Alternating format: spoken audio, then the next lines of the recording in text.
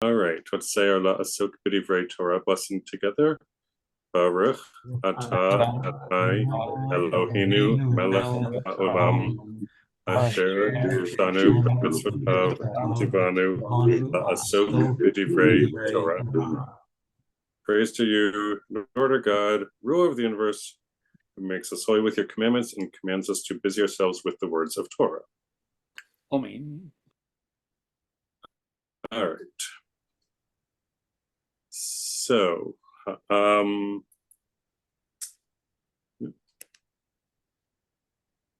let's see.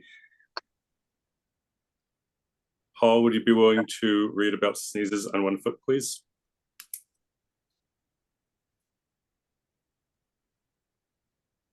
Judaism is all about being human, and sneezing is a part of being human.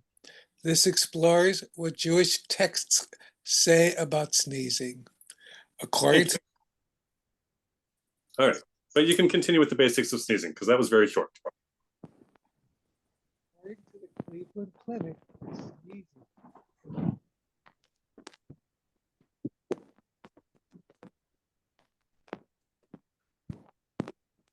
Paul, I'm having a little bit of trouble hearing you. It's involuntary. You can't control when a sneeze happens, and you should never try to hold one in. When you sneeze, it removes irritants. Can't hear. Okay, then let somebody else. Then All right. obviously it's a bad connection. Thank you, Paul. Let's see. Typo, would you be willing to keep reading? Sure.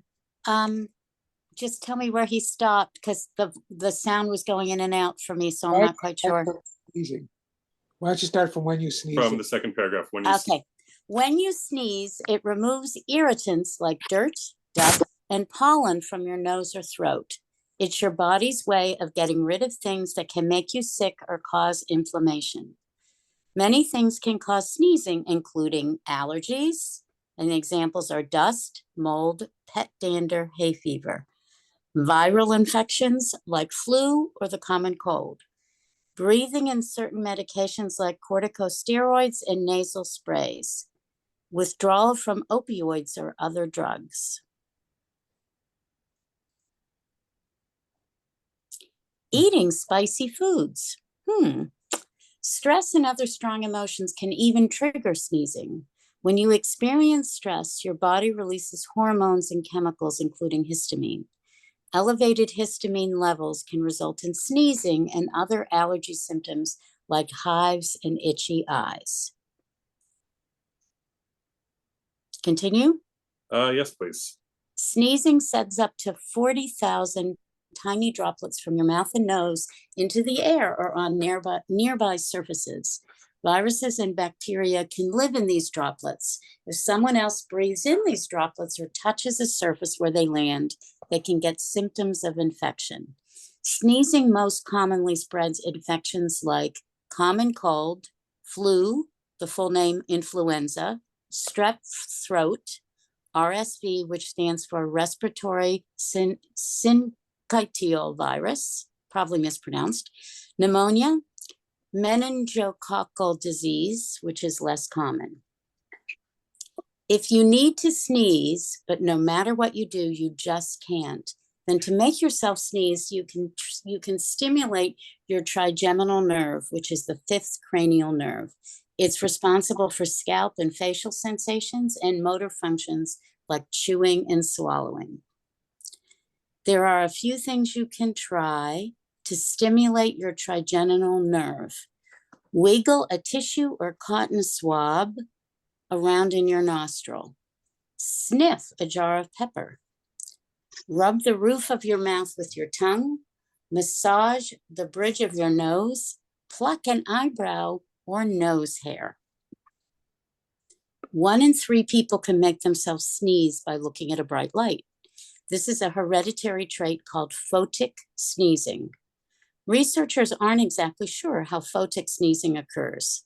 Some think it happens when a light source stimulates a branch of your parasympathetic nervous system. Others think that the light source stimulates your optic nerve, which in turn stimulates your trigeminal nerve and causes you to sneeze. This reflex is why so many people sneeze when they look at the sun.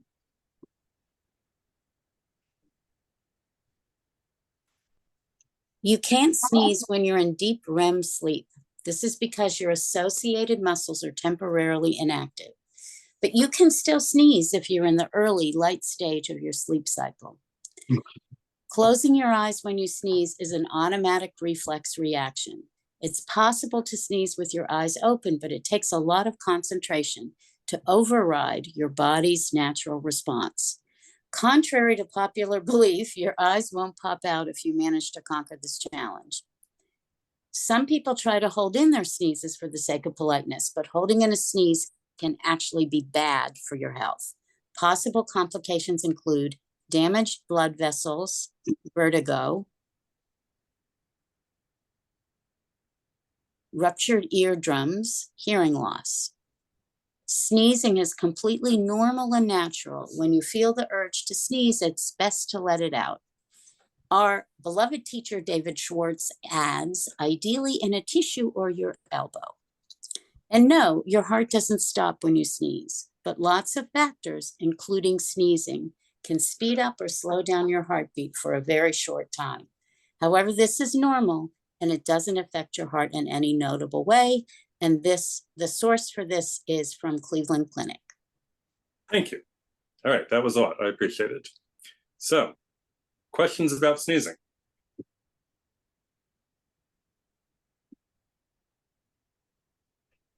Well, I will say that my wife and her late father both sneeze after eating a meal. And my wife just says that's a great feeling. So I have a good meal and a good sneeze to follow. We will come back to that feeling good part. Oh, okay. Also, my wife, when she sneezes, she usually sneezes 3 times, usually in a row. So I don't know if that's a thing. So. I don't know either, but this is not the first I've heard of it, so I will investigate. I definitely have that thing where I see the sunlight and I sneeze. Yeah, that's definitely a thing. Oh, and by the way, it's a respiratory syncytial virus. It's kind of a funny word. Syncytial. It means that the cells attach to each other. That's what the syncytial means.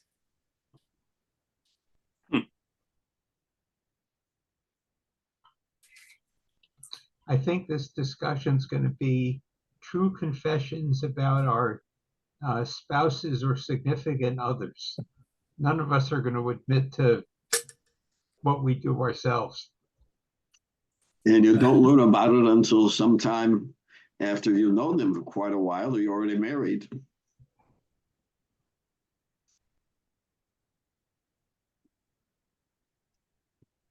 When Ben sneezes, he yells them out and then scares the cat.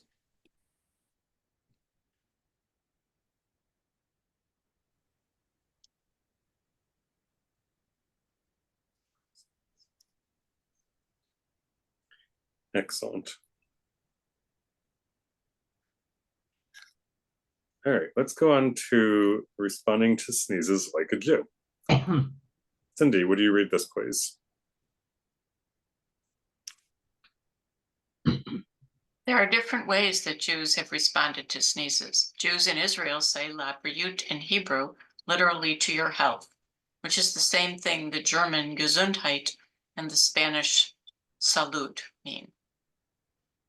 In Yiddish, Judeo-German, so gesund means stay healthy, and it's related to the German Gesundheit, which some Yiddish speakers also say. After a second sneeze, some say zu leben, to life, and after a third sneeze, some say zu langior, to length of life. Alternatively, after a second sneeze, some say zu lange leben, you should have a long life, and after a third sneeze, sollst Bubbe seide leben, You should live long enough to be a grandmother or grandfather. If somebody sneezes while somebody else is talking, the one who is talking might say, Genossen Susanus, sneezed on the truth. If a child sneezes, one might say, Zu gesund, zum Leben, zum Wachsen, zum Quellen. Your health, your life, your growth, your joy. A Galician, Lithuanian, Litvak, I guess, custom is to tug on the ears and say, Zu lange Masel dicker Jorn, to long lucky years. Something that originally was just done by a mother if her child sneezed while talking about somebody who was dead. In Ladino, Judeo-Spanish, after a first sneeze, one might respond, vivas, may you live. After a second sneeze, one might respond, cresas, may you grow. And after a third sneeze, one might respond, enfloresas, may you flourish. Alternatively, one could respond, vivas crezcas and grandezcas, como un pechico en aguas frescas. Amen. Live, thrive, grow like a little fish in fresh water. Amen. Do you want me to go on, or does anyone else want to try? I'll read. Thank you, Alan. In Bukharan, spoken by the Jewish community of Uzbekistan and Tajikistan, known for their distinctive kippot, you would respond, excuse me if I mispronounce this, Haxoros or Oxoros. In Judeo-Persian, spoken by the Jews of Iran, you would say, Afiat Basha, may you have health. In Hulala, Judeo-Neo-Aramaic, spoken by the Jews of Kurdistan, you would say, Alpa Shnet, may you live for 1,000 years. In Jewish Babylonian Aramaic, one would respond to a sneeze with Asuta or Asua, healer, related to the Akkadian word for one who knows the urine. The sneezer would then say Baruch Tiyah, may you be blessed, followed by Lishuaticha Kaviti Adonai, I would for your salvation, God, citing Genesis 49:18. An alternative response to a sneeze would be Marpe, healing. I almost feel like we need to go back and do that in pairs so that we get a better feel for the flow of the words. As we will see, sneezes used to be a sign of death and are still usually a sign of illness. Responding to a sneeze indicates a desire that the sneeze not lead to its possible outcome. Thank you. All right. Questions about how to respond to sneezes like a Jew, or comments?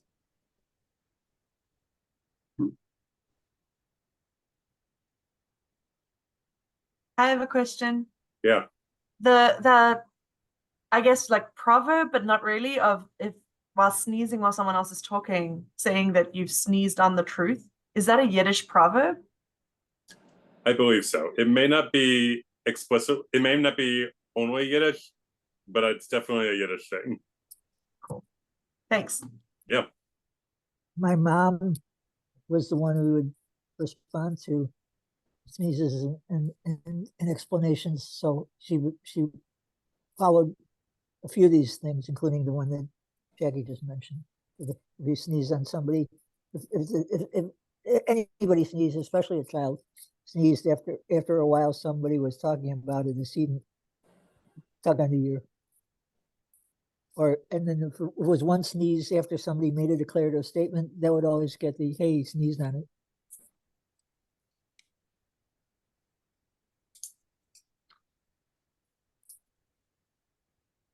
David? Yeah. So there's a language that some people think of as Yiddish inspired. Some people disagree, but I just looked it up and I toss it out anyway. And also for the video, I'll give you a complimentary virtual in either sense of compliment, both senses. In Esperanto, after a sneeze, one says, I don't know how to pronounce it, S-A-N-O-N, which Yeah. means health. Sonon. There we I go. am not an Esperanto speaker. Fair enough. Well, remember, the creator of Esperanto was a Polish Jew.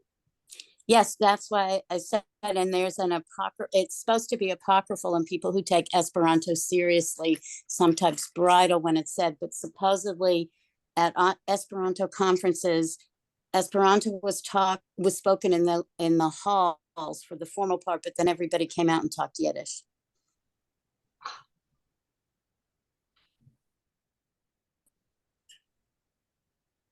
There was the person who developed Esperanto, and I'm blanking on his name now, but I will look it up. My understanding is that he developed it because of an idea that if people all could understand each other, then we would have peace and a reduction of conflict and misunderstandings, which is definitely a very Jewish thing to want to have.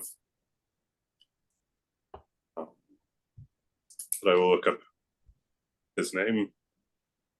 I think it's Laser Zemengoth. That sounds about right.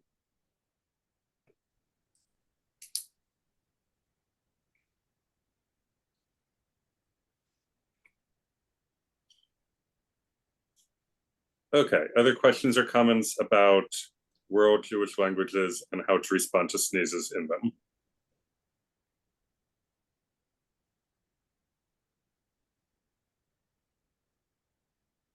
All right, then we will keep going. So we're going to start with sneezes in the Bible.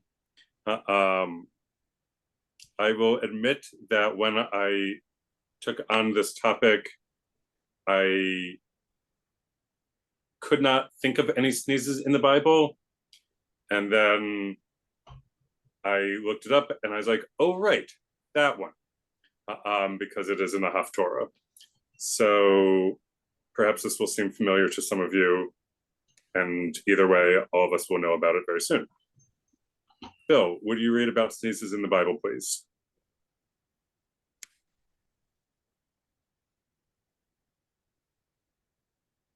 I'm sorry. Can you hear me now? Okay. Yes.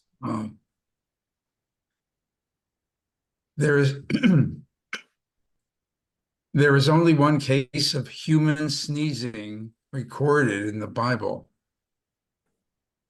In 2 Kings 4, a woman provides the prophet Elisha with a place to stay. In return, he prays that she and her husband have a child. The child grows up and then suffers from heat stroke.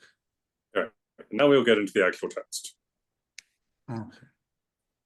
Elisha came into the house, and there was the boy laid out dead on his couch.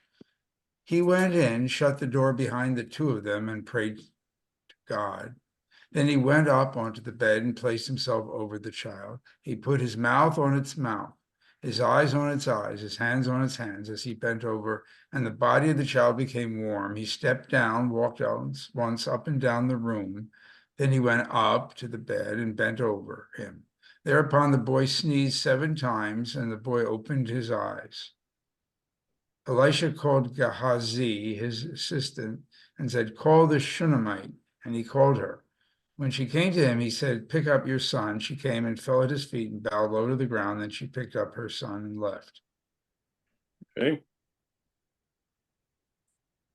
So the question is, thank you, what do sneezes symbolize here?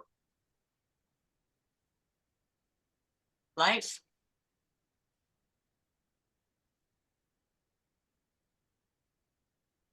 So our Took sneezes. 7 of them. Took 7 of them. Yeah.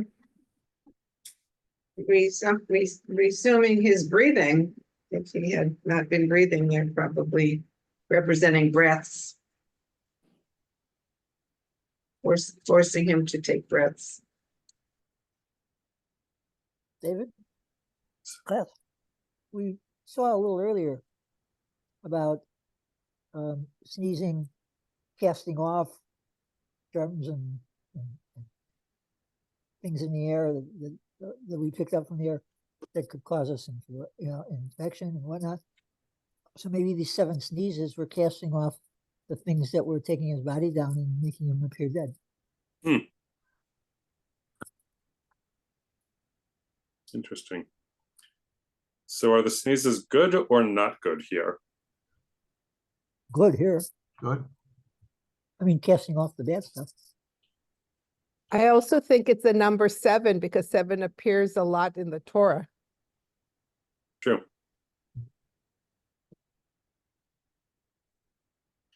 Like Shabbat, 7 days. I don't know if this is in a Mishnah or not, but Rabbi Bergstein once told us that when Adam died, he sneezed and died. His body never aged. Hmm.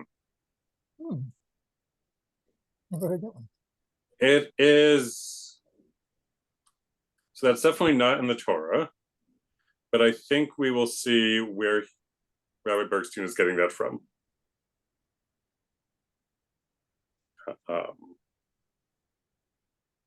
Let's go on.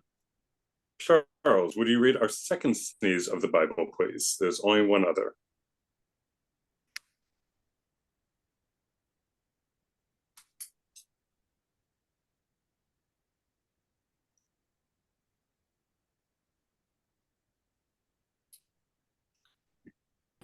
Were you asking me to read? Yes, please. Oh, I'm sorry. It was the Lethean sneezing flash lightning, and his eyes are like the glimmering of dawn. Context. This is from the biblical book of Job, where God is basically telling Job, you didn't create the world, and you can't understand why your present misery has come upon you.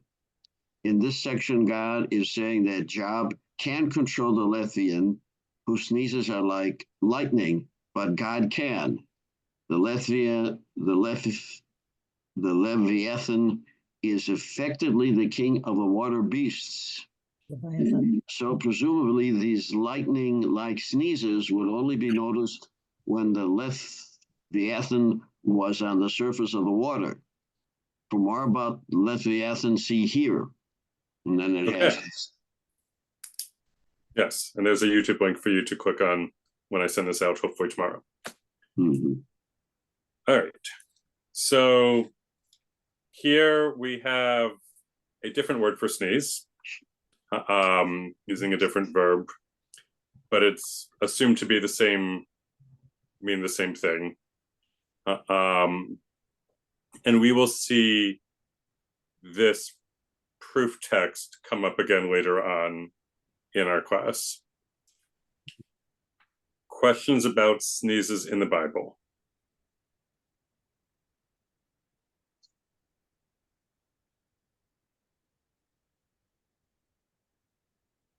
Yes, is tahel the word here, or am I in No. Atishotab. Okay. Okay. I thought with the okay, thank you. Yep. And this will be the one this will be the root that comes up again throughout the rest of our texts. Ayin Tetchin.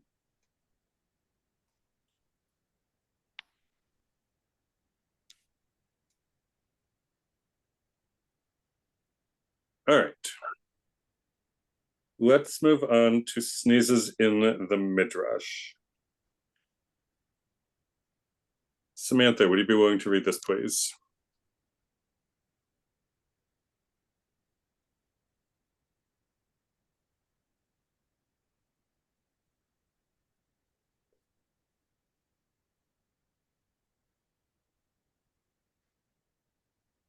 Can you hear me? Now we can. Sorry. Technical difficulties. Okay. The fourth wonder was, from the day when the heavens and the earth were created, no man was ill. who sneezed and lived, but in every place where he happened to be, whether on the way or in the market. And when he sneezed, his soul went out through his nostrils until our father Jacob came and prayed for mercy concerning this. And he said before the Holy One, blessed be God, sovereign of all the worlds. Do not take my soul from me until I have charged my sons and my household. And the Lord was entreated of him as it is said.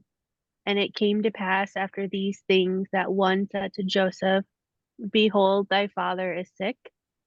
All the kings of the earth heard thereof, and they wondered, because there had been no one like him from the days when the heavens and the earth had been created.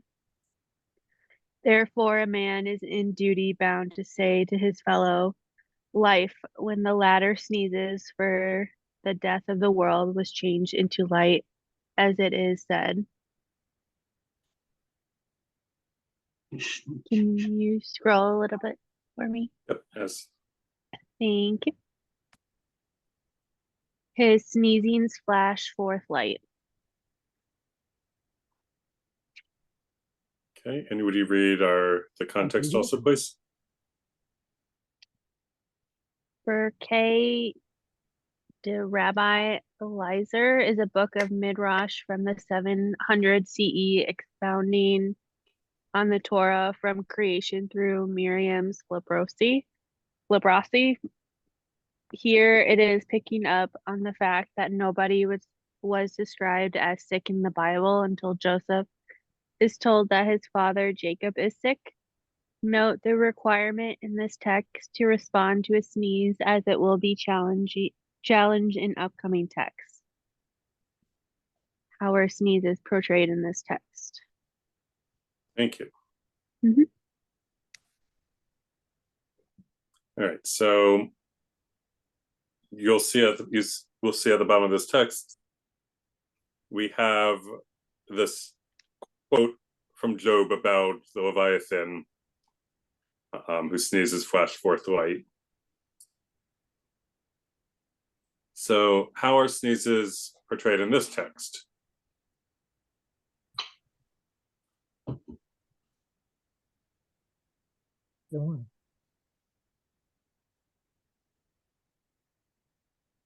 I'd say positively. Similar, yeah. Because? There is life to the world. What do you say that? And it came to pass this thing first. No, but this says anyone who sneezed died until Jacob interceded.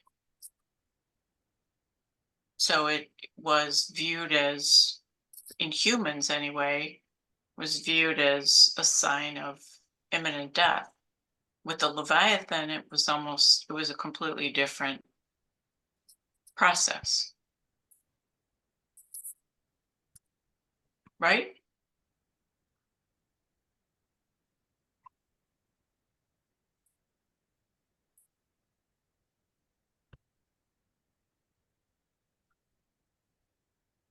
Based on this text, I think you're barking up the right tree, as my David's grandma would have said.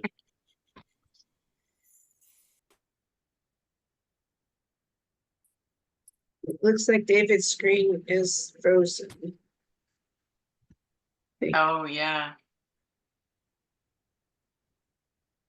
Oh, we have David twice.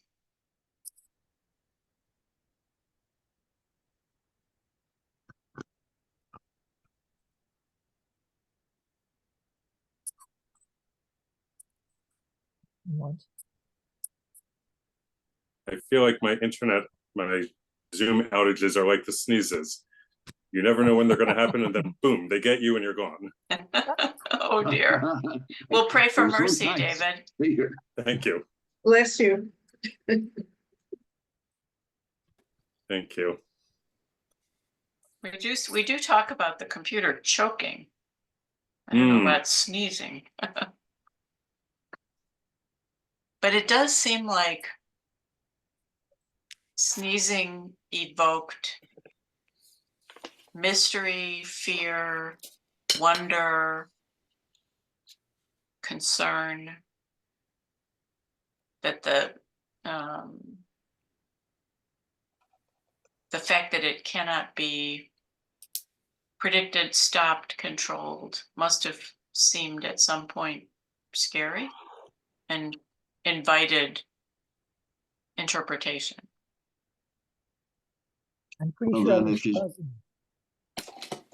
pretty sure I was taught, sorry about that. I'm pretty sure I was taught that that's why somebody taught me that that's why we say bless you from after the sneeze, that perhaps the soul could leave the earth, the body, or leave the body exposed to evil forces.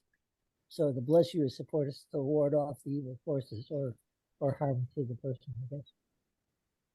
Taking that as face value, which I have familiar.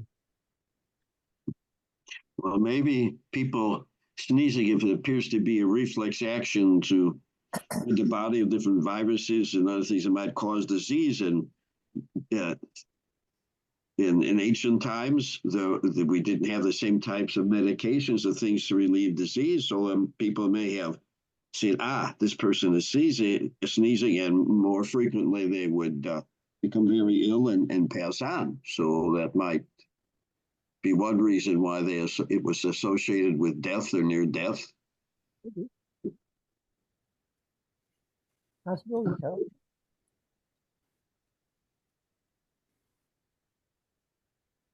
But then we heard about God breathing life through the nostrils. So something is coming out of the nostrils rather than going in. Or maybe it's a two-way street, so to speak. Maybe sometimes stuff goes out, sometimes stuff goes in. But God goes in.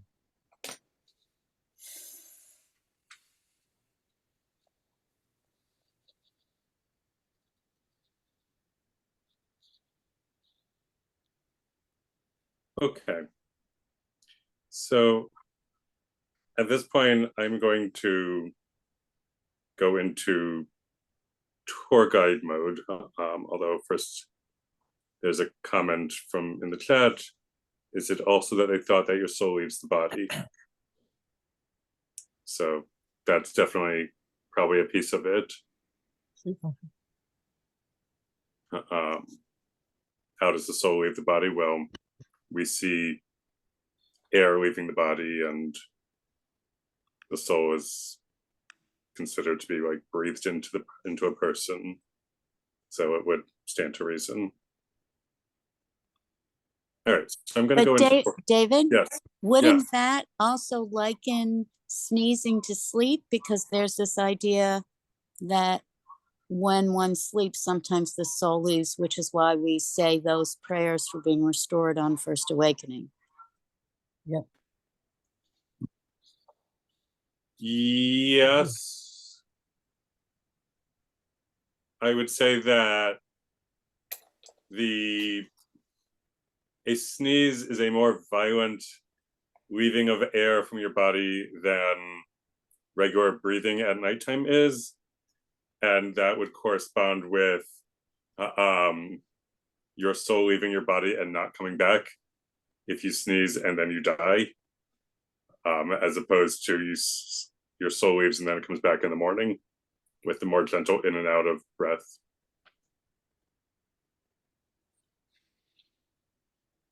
All right, so let's go on to some of our other texts. I will summarize them for you, send this out, and then you can look in more depth.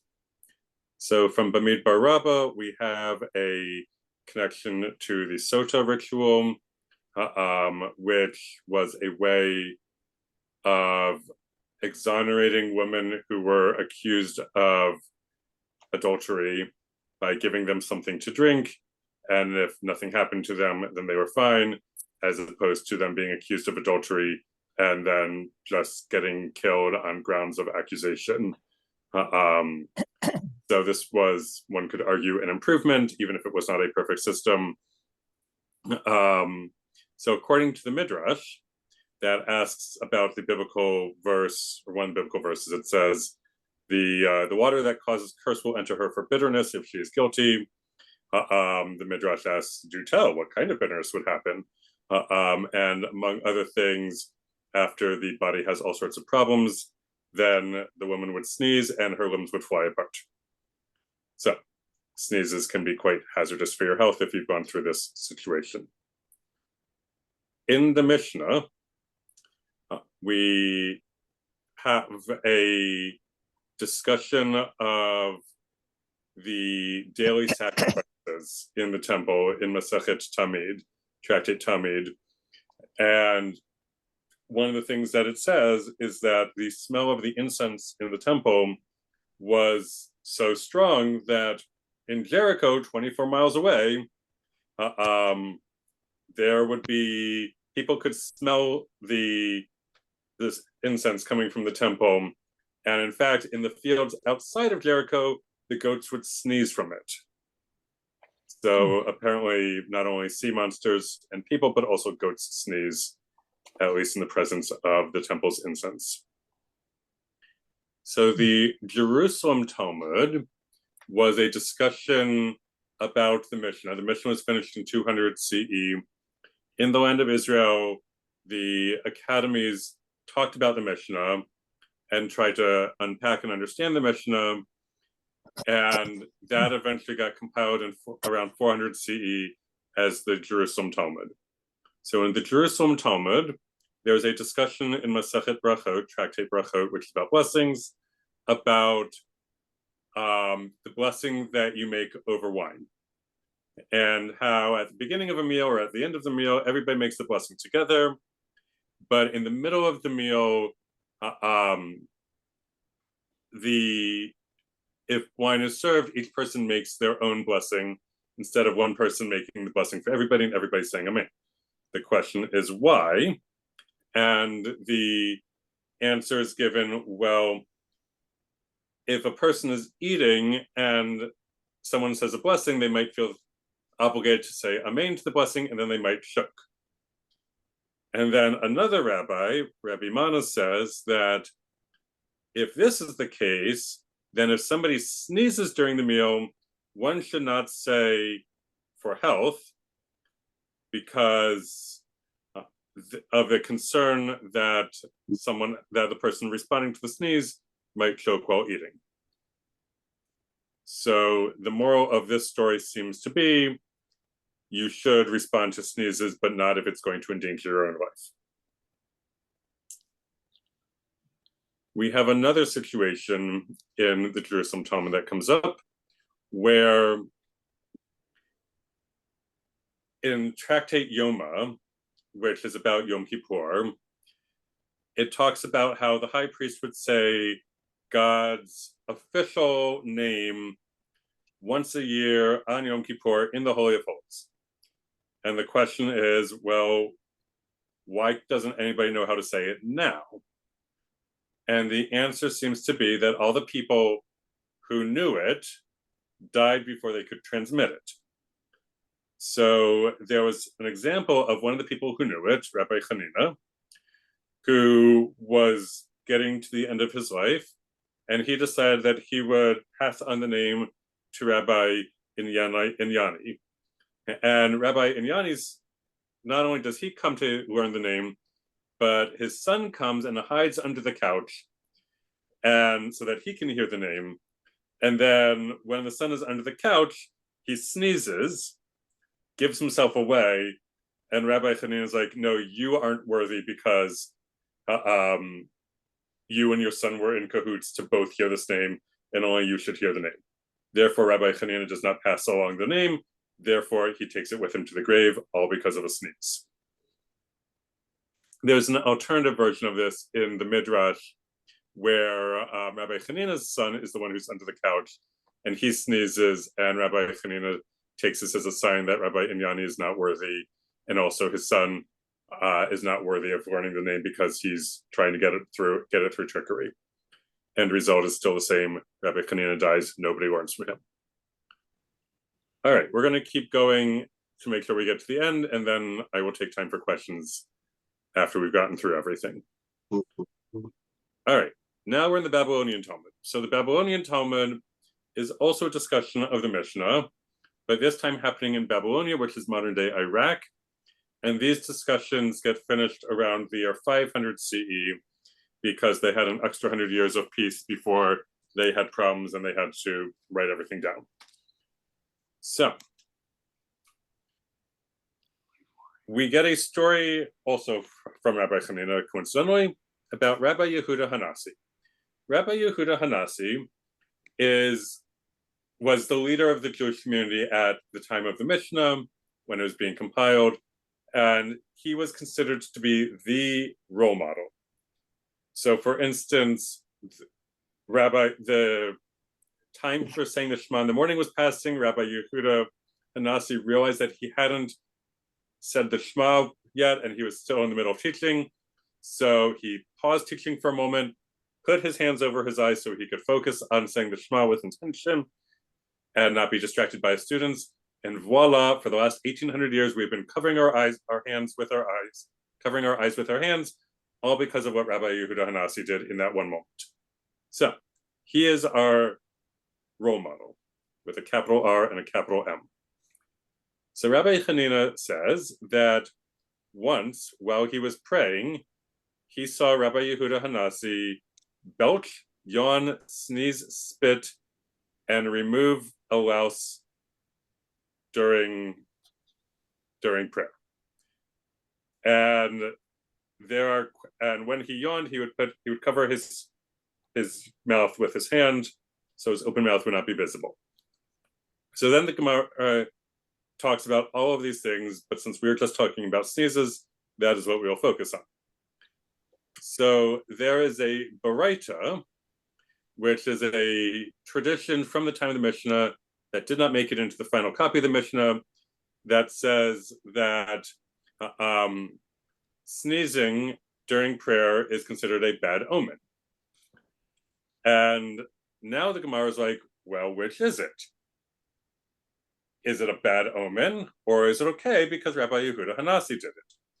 And the Gemara likes to take the approach whenever presented with a contradiction of you're right and you're also right. How? By making these about different situations. So when Rabbi Yehuda Hanasi sneezes, this is fine. But a bad omen is when you, quote, sneeze from below, when your tushy sneezes. So sneezing from below is not considered okay. And then we hear from Rav Zera that sneezing while praying is a good omen for you, because just as the sneeze soothes your irritation and you get pleasure below, that means that your prayer is giving pleasure to those above. God is receiving your prayer favorably if you sneeze during prayer. Probably even more so if you sneeze into your elbow or into a tissue, so as not to infect others around you. We then find out, on the topic of sneezing from below, that if you need to do that, then you should remove yourself from everybody else, wait until the odor dissipates, and then go back to your praying. So the Talmud was aware of these issues. Oh, and then there's a thing you should say, God, you're the one who created us this way. Don't judge us too harshly because we had to sneeze from below while praying to you. Okay. Also in Bracha, which is about prayer, we hear that Rabban Gamliel, who was a descendant of Rabbi Yehuda Hanasi, he would not say marpeh, which is Talmudic Gesundheit, if somebody sneezed in the study hall, because he didn't want to have any suspension of study in the study hall. So that was more important to him than responding to somebody's sneeze. You can make your own value judgment today. All right, we also find out that if you are sick, then sneezing is a good omen for you, because it means that your illness has taken a turn for the better. How do we know this? Because it says in the book of Job, his sneezes flash forth light, meaning that by means of a sneeze, one comes to see the light of the world. So, because the sea monster sneezed, sneezing is probably means that you're getting better and not worse, especially after Jacob prayed to God. That's what the Talmud has to say on the matter. All right. In the tractate of Shabbat, which is about Shabbat, logically, we hear in the Mishnah that animals should not go out decorated in certain ways on Shabbat. And when it comes to sheep, they should not go out chanunot. And the Gemara is like, what does that mean? So they make a connection between this chanunot term and the chanun tree and say that some people would put a wood chip from the chanun tree in the nose of the sheep. Why? So that the sheep would sneeze, and this would cause the worms on its heads to fall out. Rams also apparently have worms on their heads, but because they butt each other, they don't need the chanunot. So apparently sneezes are good if you have worms on the brain. Now, we get to the Mishnah Torah. Mishnah Torah was written by Maimonides. It was his attempt to reorganize the Talmud so that it's easier to find things and taking out all the back and forth so you just knew what the bottom line was. This is from about the 1100s or so, I think 1175 maybe. So we will see, mostly recapping what we've already seen. For instance, in the house of study, one should only talk about words of Torah. Even if someone sneezes, one should not wish them to your recovery. And kal v'chomer, if all the more so, discussion of other matters is prohibited. We also see that if you sneeze during prayer, it is deprecating if you do so voluntarily, but if you do so against your will, it is of no consequence, particularly if you don't sneeze on someone else. That is also true about sneezing from below, although you should wait until the guest subsides before you return to your prayer. Again, Maimonides tells us that sheep cannot go out with wood that will make them sneeze on Shabbat. And then we get something which does come from the Talmud, but in the Talmud it doesn't use the word sneeze, which is why I didn't bring it earlier to you. But what Maimonides says here is that if you have sneezed mucus on the ground, then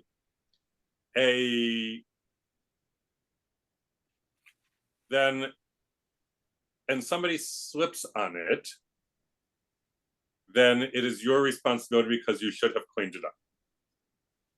So you are responsible if someone gets hurt because they slipped on the mucus that you sneezed on the ground. But if there's not enough mucus for them to slip on it, then don't worry. All right, then we get to the Shulchan Aruch, which is from 1563. It is a law code trying to encapsulate Jewish law as of that time. And in the Shulchan Aruch, we learned that if you sneeze during prayer, then if it's a quote sneeze from below, that's a bad sign. If it's a sneeze from above, like from your nose, that's a good sign. So we've now seen this before. We know where Rabbi Joseph Karo is getting this from. Then after the Shulchan Aruch is written, there's more commentary on it. So we see here in the Magen Avraham, which is from 1671, that if someone sneezes, then they should be responded to with a sutta, and then you should respond to that with Baruch Tiyeh, and then the quote Lichuatecha Kiviti Adonai, which is a quote from Genesis, because if you pray for somebody else, then that means that your prayer will also be answered. So it is good for you if you respond to someone else's sneeze, except maybe if you're eating at the time. And then finally, as far as texts go in the Mishnah Brura, we have the same thing. as we saw from the Magen Avraham, this Mishnah grows from the 1800s. And now we also get a reference back to that Pirkei de Rabbi Eliezer about how people didn't get sick at first, they just sneezed and died until Jacob prayed for things to be changed. All right, recognizing the time, if you'll stay with me for another minute or so, we will go through the rest of this very quickly. Jewish books about sneezes. There is a book called Don't Sneeze at the Wedding, which is mostly about Jewish weddings, but also about how not to sneeze. Here there's a video of someone reading it. We also have a book called Mezuzah on the Door, which is mostly about mezuzah, but it does feature somebody sneezing, so I bring this to you as well. And then finally, we have a fun story about sneezes. These are, quote, sneezes from below, and about how someone gets healed from sneezing from below 1,000 sneezes in an hour. This is from Ben Sira. So I will save this for you to encourage you to read the source sheet when I send it out, hopefully tomorrow. Okay, recognizing the time, if I can figure out how to stop the share. There we go. I will do so and stop the recording.